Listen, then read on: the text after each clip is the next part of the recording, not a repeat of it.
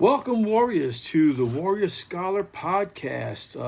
Thanks for joining me again. This is our third episode. I'm kind of getting used to podcasting here, all these buttons I have to hit. I hope you're enjoying the episodes.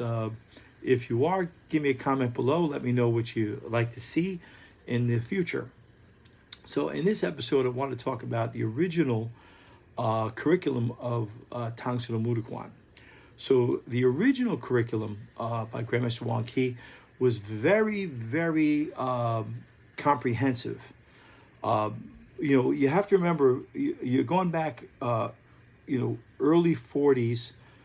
They just got out of the Japanese occupation, were liberated in 45 by MacArthur, and then it was chaos in Korea at that time, quite a bit of lawlessness. Crime, and then you had the Korean conflict not too long after. So due to all this lawlessness and Korean culture being suppressed, damage to the country, Grandmaster Wong Ki saw martial arts as a vehicle to strengthen his country and his countrymen and countrywomen.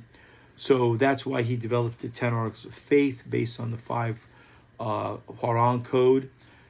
He had such a comprehensive curriculum because things were really crazy in Korea at that time. So he had to try to cover as the most common types of attacks that were happening at that time. So that meant club, knife, staff, gun, various grabs. So the original curriculum was very comprehensive, especially in the self-defense and the fighting aspect of it. So the Hoshin Sul had even first aid and rescue techniques too, how to rescue people. It had not just wrist grabs and sleeve grabs, but it actually had chokes, hugs, holds, ground attacks. How to attack if you're lying down, sitting down, kneeling, or standing. The 4 positions you're in every day. And then he had makiwara, or we call daryande in Korean, training, where you hit the forging post. Then there was sandbag training. Then there was heavy bag training. Then there was pots full of sand that they would practice their spear hands in. So a lot of those skills actually came from the 72 arts of Shaolin. So back many years ago, there was another Korean martial artist who actually studied Chinese Kung Fu named Jin Zong. Jin Zong lived in China many years, and he wrote some of the most popular Kung Fu manuals ever existing. Number 1 being the 72 Arts of Shaolin. And Grandmaster Wong Ki actually took pages from the 72 Arts of Shaolin and put them in his book, Subakdo Degam. So those line illustrations you see of the monk headbutting the wall, spearhanding what looks like a tombstone, and surrounded by multiple sandbags and so forth, came from that manual. So that manual has a lot more illustrations. And a lot of the early Mudokwan demonstrations were taken right out of the 72 Arts of Shaolin.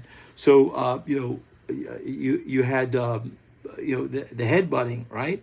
Well, different Korean masters would demonstrate headbutting a nail into wood, and then someone pulled it out with their teeth. Then there was, of course, sandbag training and various breaking. Master Wong is famous for spear hand extinguishing a candle flame. That comes straight out of the 72 Arts of Shaolin. So Grandmaster Wong Ki was a student of at least that book. And what's interesting now is Jin Zong was Korean. Grandmaster Wong Ki obviously is Korean. They both trained in China. they both trained in Dam Doi Hyung, which is basically Tan Tui in Chinese Kung Fu. And after the war, immediately they both came back to Korea. So Zong, and Kwang Jinim Huang Ki very possibly crossed paths. I mean, I can't imagine there not being some connection there with Wang Ki actually taking things from Zong's book and doing all these demonstrations, being as close as he was to the Kung Fu community. They co-did demos, throughout Korea. So I'm sure, that had to get, Zong's attention. And Zong was a prolific publisher.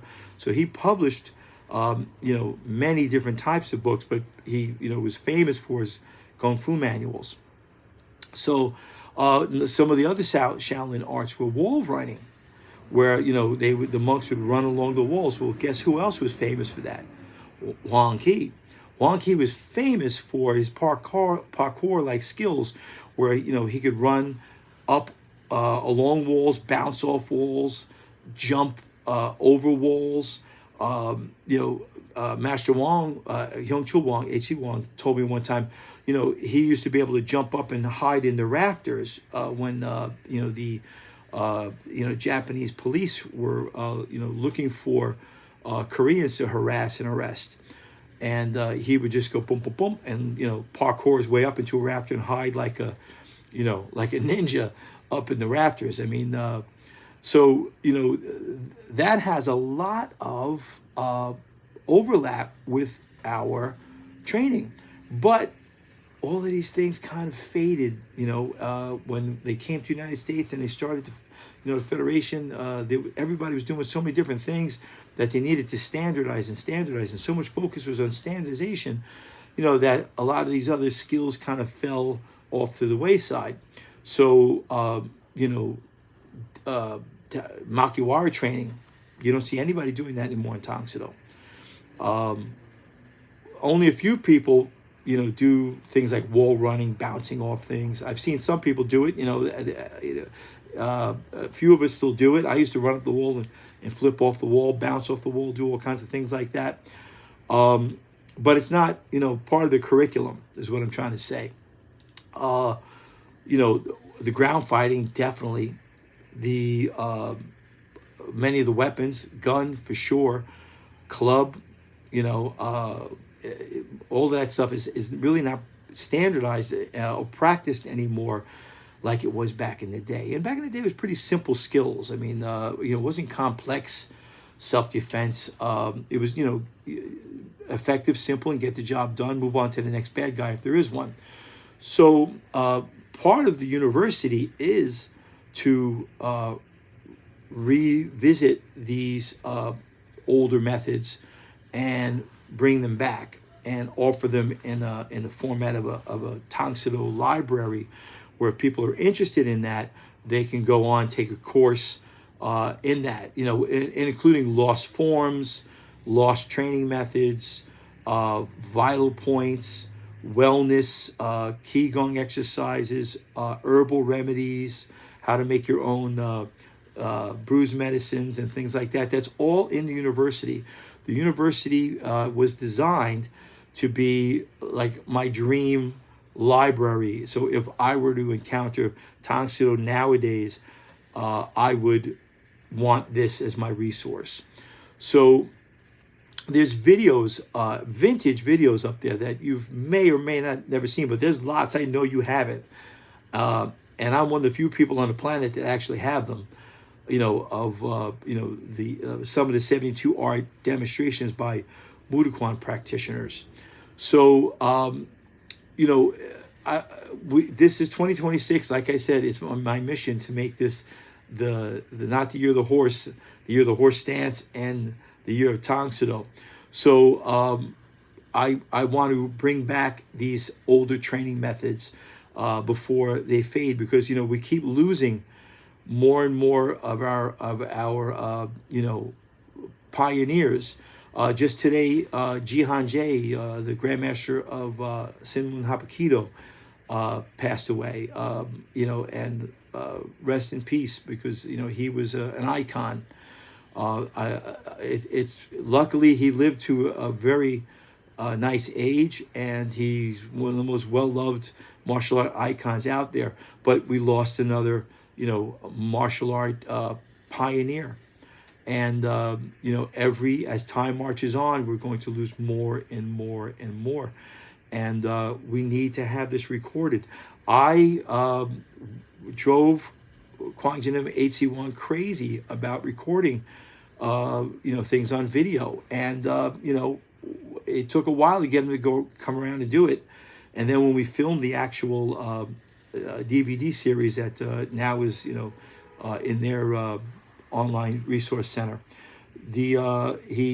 as we were filming some B-roll stuff with the group, he stopped the whole class and he said, "I just want to thank Master Segarra for," he goes, "how do you say, bugging me all this time to get me to do this." So we need to bug these pioneers, these icons, to record, because it's just so important. I mean, when they go, this all this knowledge goes with them. So we need to record this for future generations. We owe it to Grandmaster Wang Ki to have this information so future generations can see. So that's my mission with the university. Interesting story about the Talian Day, the Makiwara, was, I said to Grandmaster H.C. Wang, I said, "Sir, that used to be something you did frequently. Would it be okay if I made a few and brought them to class and we can do that kind of training?" And he was sure. So I brought one in that I made. It was a 2x4 with some straw and then wrapped with a lot of rope. And he said, "Good, make it." So I wanted to make them like 10, 14 for the class. And, we used them for a couple of weeks, and then the novelty wore off. And, I could only do that so many times. But if the group isn't interested in it, it's not interested in it. And that's why the university is so great, because it doesn't matter if someone's not interested in this, that's available for them, for someone else that is. If they're not interested in that, but they're interested in something else, that's available to them as well. So that's the beauty of having it as a wide library. You can go on and find what interests you and practice that. And then all the other material is there for you in the future, if you so desire. But it's there for everyone, not just a few people that are interested in this and interested in that, and and then it doesn't get practiced, and it gets practiced, and we have these ups and downs, and then when people pass, these skills pass with them.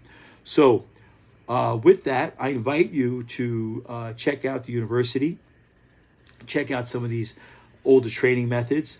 We have a 7-day free membership on there where you go on and see some of the limited courses. You don't get the whole university for the free course, and literally for studio owners, for less than the price of a student training in a month, you have material that not only will open up and help you further your Tang Soo Do training, but also level you up in ways you can't even imagine as a studio owner. There's ways to level up your testings that no one, I promise you, no one is doing, that we're doing. And when you see it, you're going to go, wow, I can't believe I didn't think of that. So with that, I hope you enjoyed today's podcast. Comment below. Let me know some things you want to see. I got some interviews coming up that's going to be interesting. We're going to get clobbered again with another snowstorm. Just saying this one's twice as bad as the last one. So trying to get these podcasts in the can before we get hammered again. So with that, I hope you enjoyed that. Train hard, train safe, and I'll see you in the next episode. Don't forget, everybody, to like and subscribe. That's important, and spread the word. Please spread the word. Let everybody know about the Warrior Scholar University, because again,